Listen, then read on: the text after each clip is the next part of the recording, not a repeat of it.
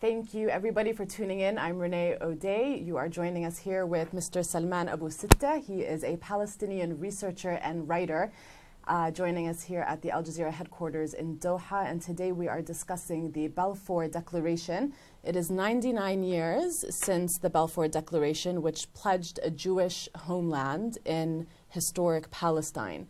What are your thoughts about that on this anniversary? It's a very sad anniversary, because it's almost 1 century of death and destruction which came to Palestine and its people out of Balfour Declaration. Balfour Declaration is legally void, morally corrupt, and politically mischievous. It is really the promise of those who do not own to those who have no right in the absence of the owners of the country. In the last 100 years or so, there has been 3 stations which really produce havoc, destruction, and death, destitution, dispossession, ethnic cleansing to millions of Palestinians and even Arabs around Palestine. There are 3 stations that I'd like to mention.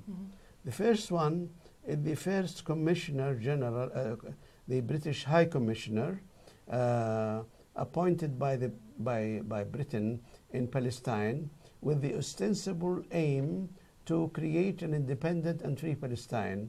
But in fact, this man was a Zionist, and he is Jewish Zionist, and he actually created Israel in the first 5 years of his tenure.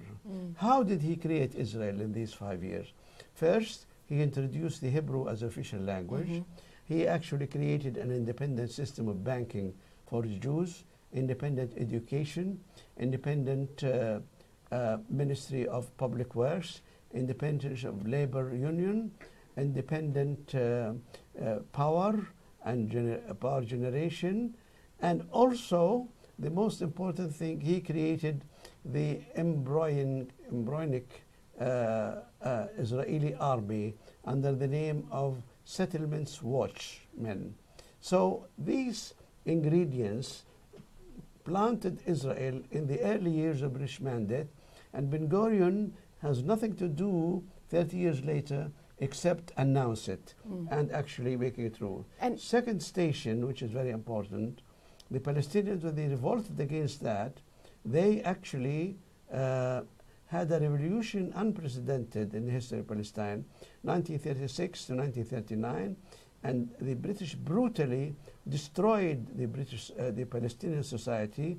They killed tens of hundreds, actually, and imprisoned thousands and made destitute tens of thousands.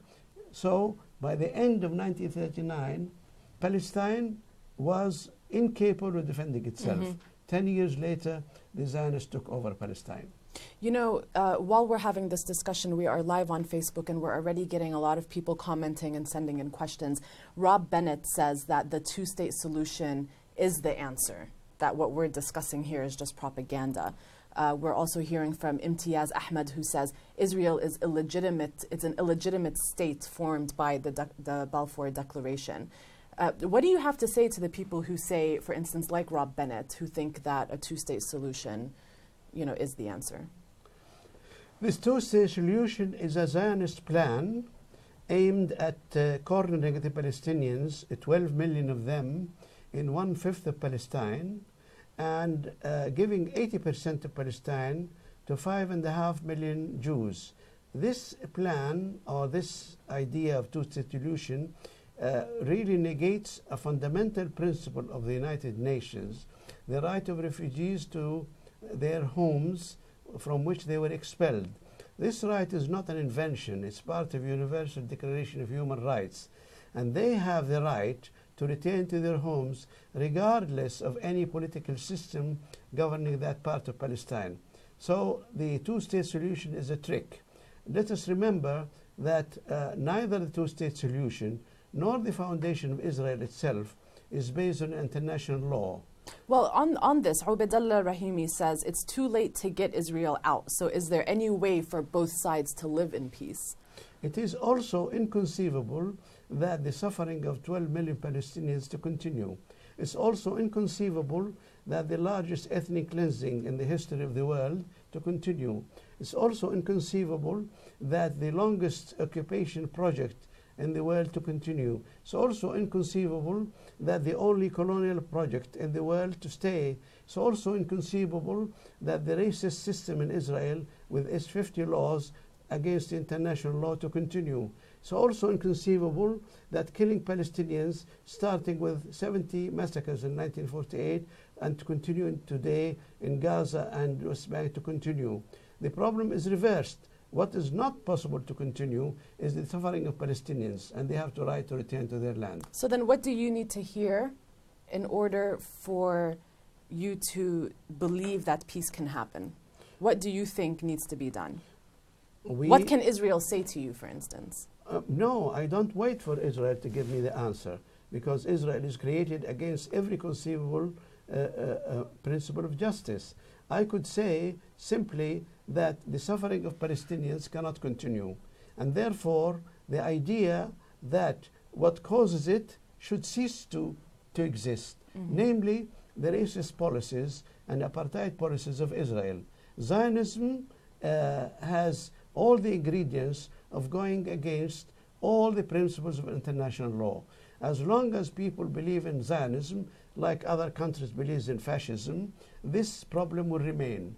The only answer is to remove, as we did remove fascism and even Nazism, Zionism should dissolve itself and become humanistic like any other, any ideology which doesn't base itself on killing people and robbing their land. Now, you've done a lot of research and writing on the refugees and the plight of the refugees and the rights of return for the people who were kicked out. Ibrahim Yaqub says refugees have the right to return. PA nor Israel have the right to deny them that. That's absolutely correct. In fact, Resolution 194, which calls for the return of the refugees, is the longest standing resolution in the history of the United Nations. It has been affirmed continuously every year since 1948 till now. And it is not actually a favor from the United Nations. It is based on the Universal Declaration of Human Rights. So nobody in the world, no international law will ever condone expelling people from their homes and leaving them away and denying them the right to return. We've just been hearing from lots and lots of people on Facebook sending us in questions and comments. MG Dean asks, what will happen to the people living in Israel when Palestinians return? Yes. Well, if people kick you out of your home and this person or attack you with power which you don't have, he brings his friends and other people in your home, and then he tells you, well, I'm sorry, you cannot go back because your home is now fully occupied. That is not a justification anywhere in the world. In Bosnia, it was not accepted as a justification. In Iraq and Afghanistan and Uganda, in Guatemala, in many parts of the world in which people were kicked out, it was not an acceptable answer that your home is now fully occupied. This is not an acceptable value. But even so, what Israelis don't tell you, that Israel mostly is empty today. Empty, I mean that, the word empty. How is that? The 85% of Jews live in 17% of the area of Israel.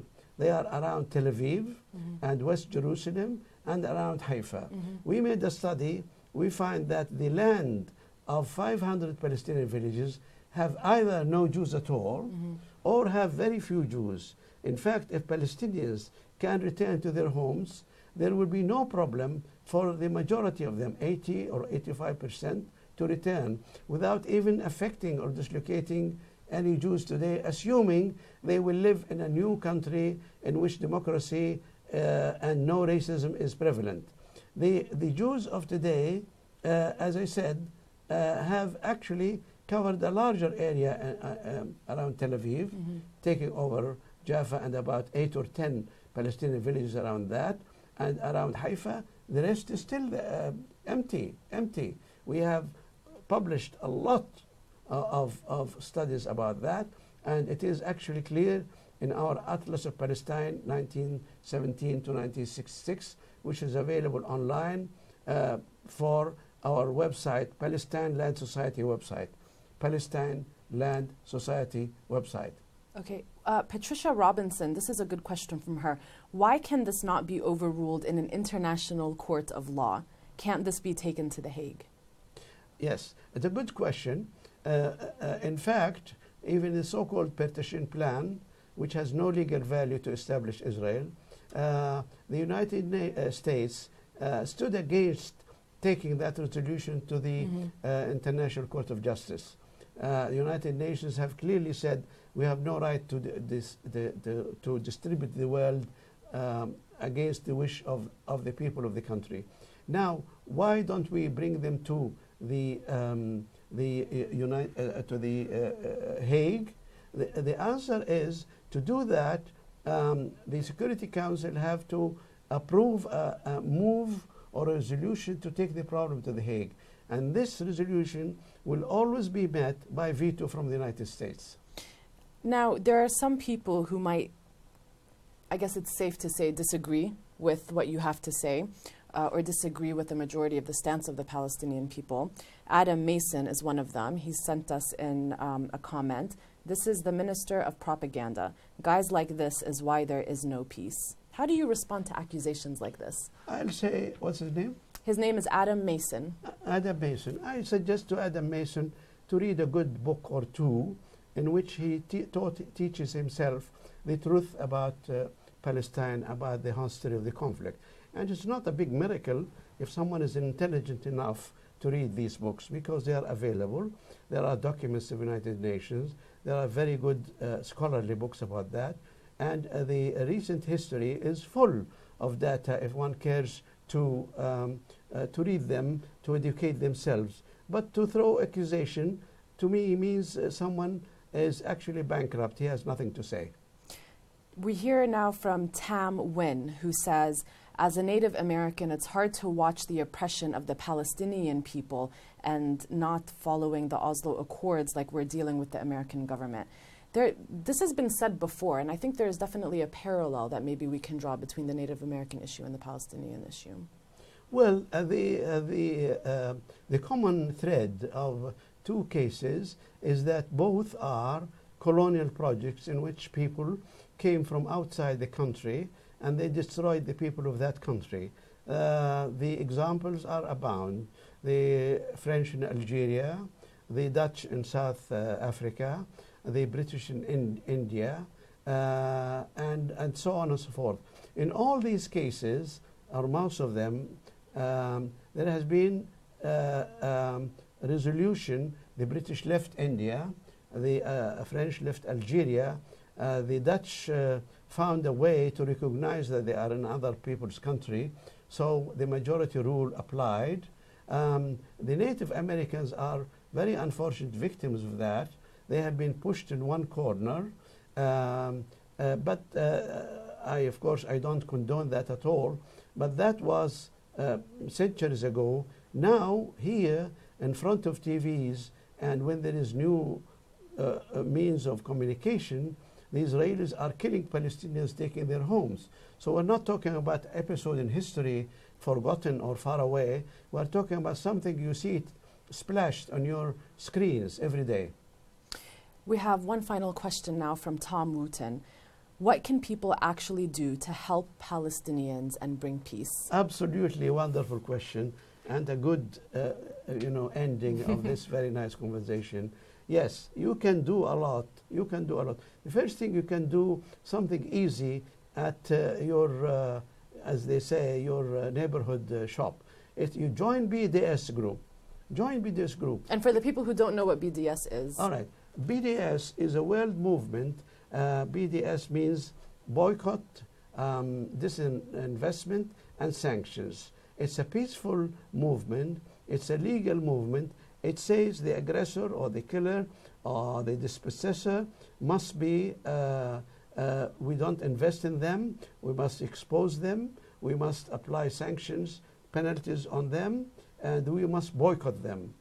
To boycott people, I don't want to deal with criminals, war criminals. I don't want to deal with people who take away other people's homes. And it's a very simple one. And since Israel is very much tied to Europe and America, where they get aid and they get very good support, political and material support, when you expose the role of Israel in these countries, you really dry up the sources of the terrorism in the state of Israel. Dr. Salman Abu-Sitta, thank you so much for joining us. It's been such a pleasure. And thank you, everybody, for sending in your questions and your comments. That's it from us. Thank you for giving me this opportunity. Wonderful people who are asked questions. Even the man with the propaganda, I think you should go and read a good book.